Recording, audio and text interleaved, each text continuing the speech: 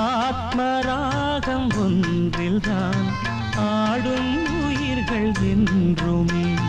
உயிரின் ஜீவனாடிதான் நாதம் தாளம் ஆனதே. உயிரில் கலந்து பாடும்போது எதுவும் பாடவே.